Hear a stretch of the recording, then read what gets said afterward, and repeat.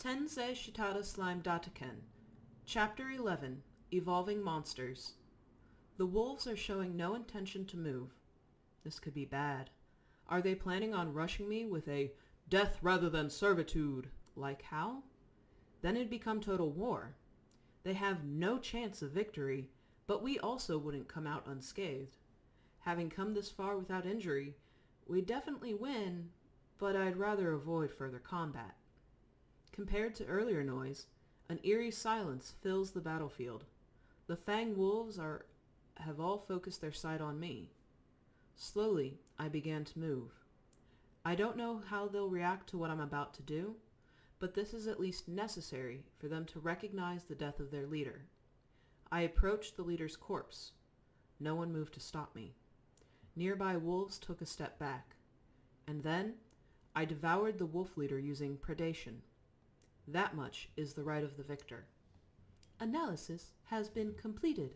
Ability to mimic Fang wolves has been acquired. Species-specific skills, supreme sense of smell, telepathic communication, and coercion have been acquired. Great Sage reported in my mind. All right. These guys, though they've just seen their leader eaten, they aren't moving a muscle. Totally thought they'd either run away in panic or grovel in fear if I went this far. Ooh, right. I did say servitude or death. Damn it. Adrenaline rushed to my head, and this is the result. Well, only one thing to do. I guess I'll give him a way out. With that thought, I mimicked the Fang wolf, and Guro, oh! While activating coercion, I howled out, "Coo-coo-coo, hear me! I'll let you off the hook this once. Those who would not obey, leave now!" So I declared to the wolves. With this, even these mutts should have the courage to run. Or so I thought. "We as one shall follow you!" They responded and knelt before me. Though, honestly, they really looked just like a bunch of tired, sleepy dogs. Well, in any case, they seem to have chosen servitude. So, when they were motionless, they were busy discussing this? And with that, the battle of the Goblin Village had concluded. Or so I'd like to say, but it wasn't over yet. What came after, reconciliation and repairs, was far harder than the fight itself. Who the hell ordered this house to be destroyed? And the like. What to do next? And what to use for the goblins' beds? And who will walk the dogs? Though many of them had died, there's still about 80 remaining. About that. Well, let's just say the day is done. Leave all that thinking for tomorrow. Thus, for now, I have ordered the dogs to stand by and went to rest by the goblins' bonfire. Thus came the morning. I thought all night and finally came up with make the goblins look after the Fang wolves plan. The goblin fighting force numbers in about 74 members, no casualties from the battle. There were some scratches, but that's the extent of their injuries. Of the dogs, 81 remain. There were many injured, but with immediate treatment, they have begun recovery. Even without further meddling, they'll heal nicely. That's how potent their recovery ability is. After waking up, I had the goblins line up. The kids and elderly wanted to sneak a peek, but with no houses around, they really stood out. The chief is waiting by my side. He seems to intend to take care of me, which is nice and all, but there's no way I'd be happy getting attention from an old goblin. That much is dictated by my aesthetic sense. That is, no matter how many times I reincarnate as a monster, my taste shall not yield. And, as cute things don't exist in this village, I guess I'll have to give that up for now. Then, I lined the wolves up in front of the goblins. Now then. So, guys, from now on, I'll have you become a pair and proceed together. I wait for their reaction. However, showing no intention of making noise, they simply await further instructions. No one seems particularly repulsed by the notion. This is going good so far. You get what I said, right? Make a group. One goblin, one wolf. When I said that, the goblins and wolves sat by each other and exchanged glances, and, "Ooh-ah, please take care of me." "Go, likewise," is how they quickly got along. This is the yesterday's enemy is today's friend type of thing, I guess. And that's when I had a thought. They're nameless, aren't they? Calling out to them would be really inconvenient. And while glancing at the goblin wolf pair, "Chief, it's really inconvenient to get your attention. So I was thinking of giving you names. Would that be fine?" Every head turned to me, and every eye focused on me when I said that line. The same was true even for the civilians. Would you really bestow such an honor on us?" the head asked, overcome by awe. "Huh? What's with this excitement?" Yeah, if that's okay with you, I was planning on giving you names." The moment I finished that sentence, as if they were all holding their breath, the goblins shouted for joy. What is up with them? The situation is basically, "Great excitement!"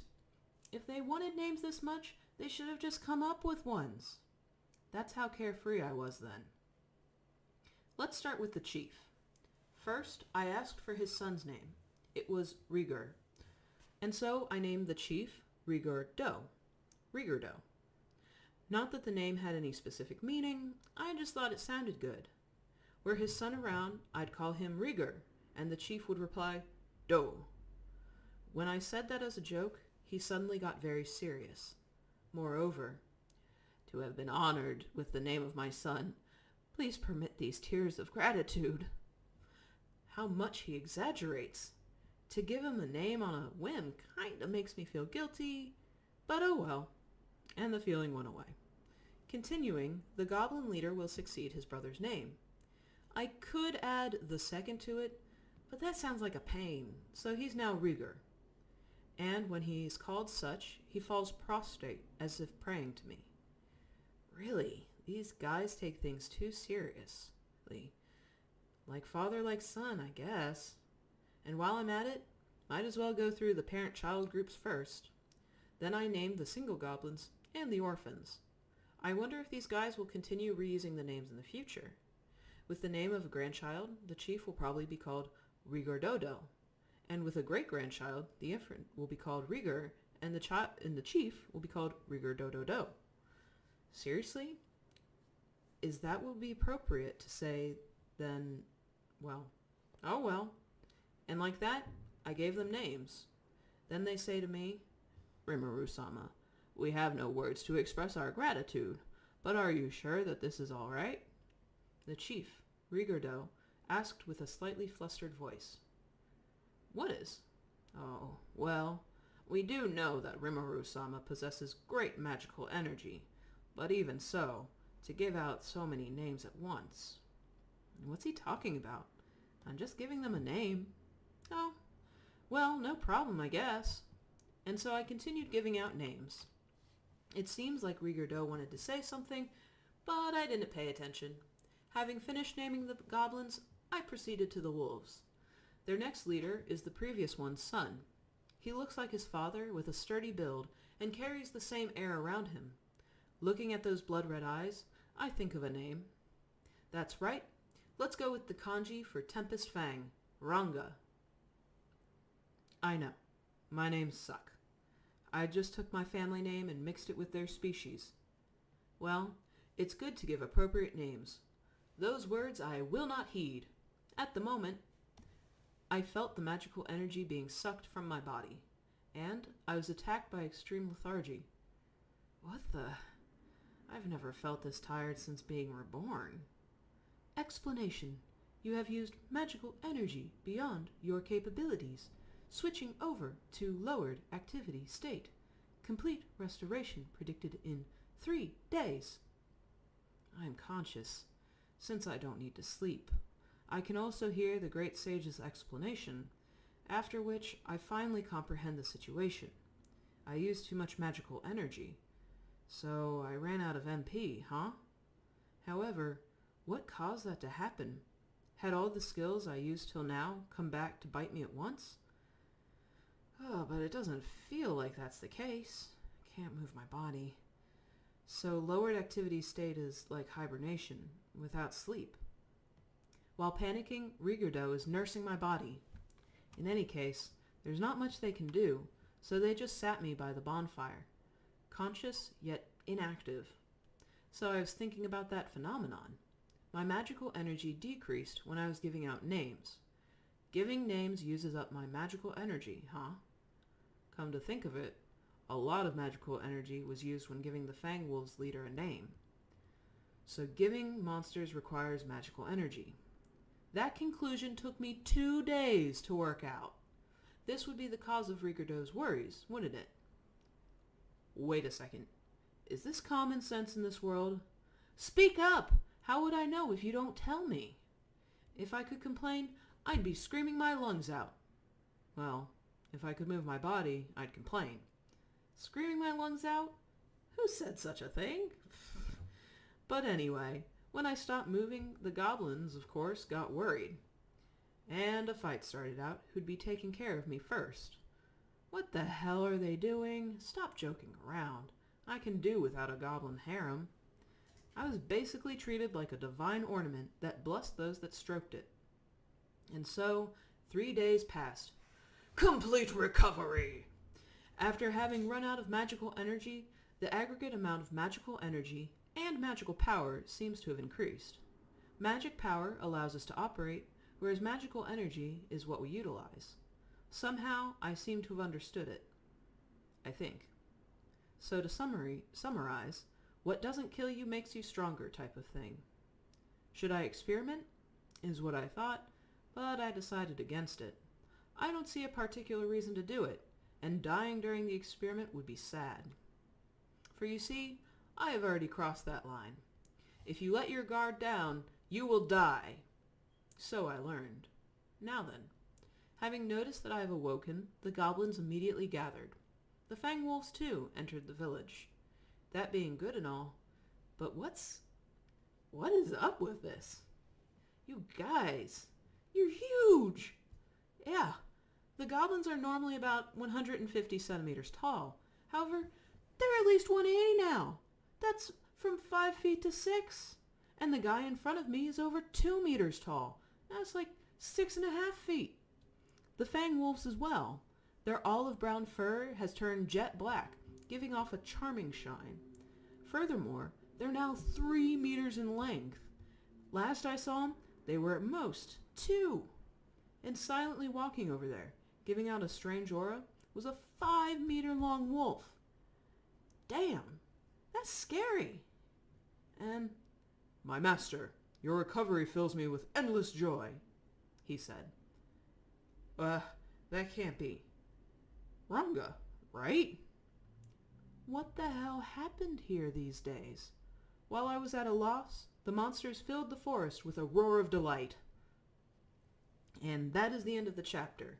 And I didn't notice if he picked up this title last chapter or if this is a new one, but One Who Commands Monsters. So he's getting some more things.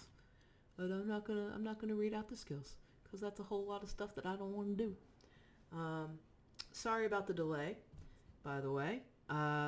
Don't know where you guys live, but where I live, there's this really gnarly flu or sinus something going around. And of course I caught it. So of course I lost my voice for a couple weeks, which is super great. So hopefully the quality is all right on this. I did also mess around a bit with the microphone settings. So I did a few sound tests and it seemed like it was pretty good. So if you prefer this or you prefer the old way, let me know. And if you enjoyed, please subscribe and stay tuned for the next one. Hopefully we'll be getting back on a proper schedule here soon, and hopefully I don't lose my voice anymore, which would be super great. Okay, thanks for tuning in. Bye!